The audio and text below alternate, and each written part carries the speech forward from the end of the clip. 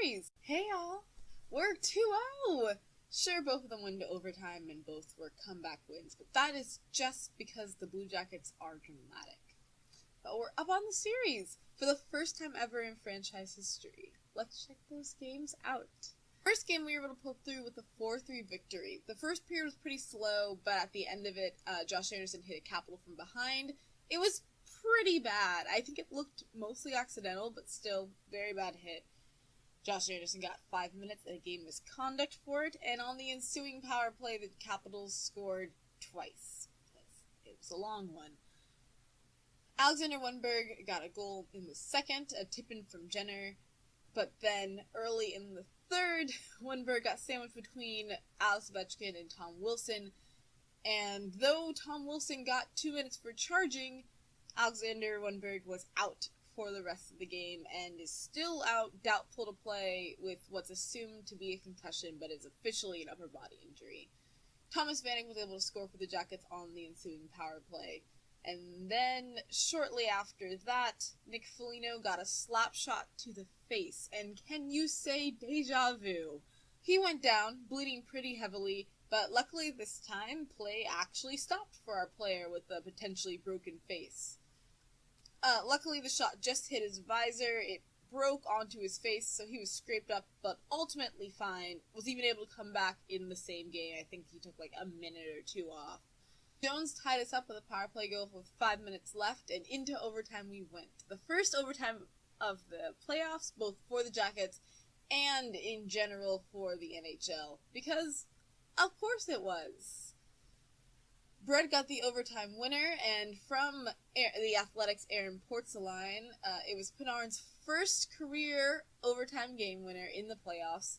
It was Jones' first career goal in the playoffs, Wennberg's first career goal in the playoffs, and the first time that the Blue Jackets have ever led a series 1-0. The first time they've ever led a series, period. It's an exciting game of first. Looking more into the game, multi-point nights, Bread had a goal and 2 assists, Dubois had 2 assists, Vanek had a goal and an assist. It was just a pretty great night for us. Very stressful, but that's just the way the Jackets play. We're all used to that by now. In between the two games, Jarmo spoke. Didn't talk about anything of too much consequence. Lucas Sudlak, who suffered a head injury after taking a puck to the helmet in the Panther game last month, is progressing, though, so that was really cool to hear. There's no timeline on his return, which, as a Blue Jackets hockey fan, is unfortunate, but as a person who doesn't want these players to be destroyed physically or mentally, and understands that Sedzi probably has a concussion, makes sense. Also of note, the Monsters season ended, and the Jackets called off Jeff Zetkoff to be the third goalie, just for practice reasons, to let Bob get a little bit more rest between games. On to the second game, we won that as well, 5-4. Sonny Milano was in for this game, which we'll come back to because I have some more to say about that whole situation, which is par for the course because it's Sonny Milano and it's me, and you guys should expect this by now from this account. Regardless about the game, Cam Atkinson got a goal in the first. We scored 3 goals in the second, 2 of which are power play goals, 1 by Anderson, another by Atkinson, and the final by Rowinski. From the Blue Jackets PR account, the Jackets having 3 goals in the second and leading 4-3 after 40 minutes was the most goals scored in a period in a road playoff game in Columbus Blue Jackets history. This series is very exciting because, it's just a lot of history making, which is kind of weird because we've been around for, 20 years, and the fact that we're all making this brand new playoff history is a little bit disappointing, but exciting. We're living in a really exciting time for the Jackets. After that second period, though, Washington swapped goalies. They put Holtby in instead of Grubauer, and it seemed to work. The Jackets were unable to put in another goal and also unable to hold the lead to the end of the game. TJ Oshie scored for the Caps with 4 minutes left, pushing it into overtime once again. This time, the hero was Matt Calvert, who redirected a beautiful stretch pass from Werenski to get that overtime goal. Some really cool stats from the game. Panarin notched 2 assists in this one. He is now the first ever Jacket to have 5 points in the first 2 games of the playoffs, and he's made it, of games that he's played, his 7th straight multi-point one. It's just super exciting. I cannot wait to hand him a blank check. Other multi-point nights include Cam Atkinson with his 2 goals, Josh Anderson with his goal and an assist, Werenski with a goal and 2 assists, and Jones with 2 assists. The shots ended up being 58-30 Washington. Bob played an incredible game, in case you couldn't rewind it, just from the fact that he only let in 4 goals off of 58 shots.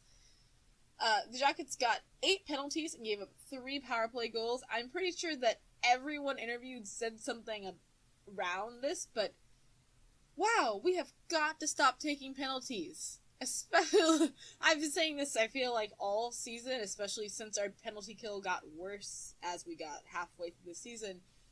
But, man, Washington especially, they're just way too good in the power play. Like, we can hold our own, obviously, but that's 3 goals that wouldn't have happened if we could have just stayed out of the box. We've got to be aware of that.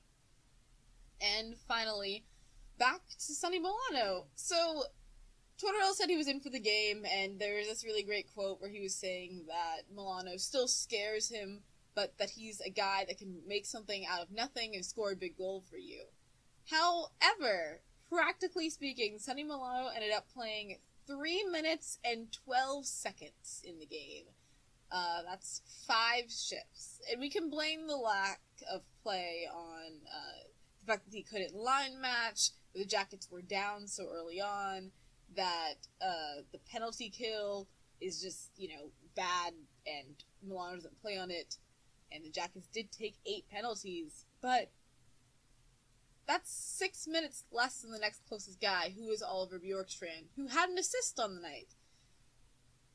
Milano was hypothetically on the 3rd line. He did get 52 seconds of power play time, but still, that's a lot.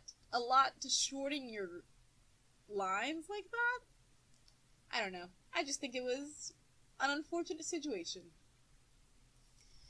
But there is definitely some different energy in the Jackets that I think is very exciting. It's been building since mid-March, if you ask me. But these are not the Jackets who limped through January and who had to talk about finding ways to win because they kept losing. These are the Jackets who went on an amazing end-of-season 10-game win streak to pull themselves not only back into the playoffs, but nearly to the top 3 in the Metro, and said the words "finding ways to win" to refer to amazing, should-have-been-impossible, come-from-behind wins.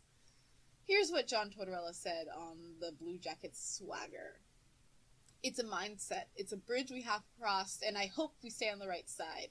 We go out there knowing we're going to win. We're here to win. Not hope. As we've gone through a process as a young team the past couple of years, it was hoping." So I think that's really important. It shows that the Jackets came from just, we've always been bad, but we sure do hope we're going to be good this year, to believing that we are a good team. Yeah, we're young and we're dumb, but we're definitely here to win. And as Matt Calvert, everyone's favorite overtime hero, said, we're a resilient hockey team. We are getting those wins, and we are coming back, and we are not letting tons of goals get us down. And it's just really exciting. Another exciting thing for those keeping track at home, Zach Werenski and Seth Jones both have 3 points in the postseason thus far, tied at a goal and 2 assists each. So that scoring contest is still tied up. That's it for this one. Thank you so very much for watching. Hit that like if you liked this. Click subscribe if you loved it. I'm Lydia. This is Cannon Fire, and it's officially Tuesday, so we play today in Nationwide Arena. If you are in Columbus, you should consider marching down to the stadium on Thursday, not today, but for Game 4, with the Union Blue Soldiers. I will throw a link down below to their tweet with all the time info. March on!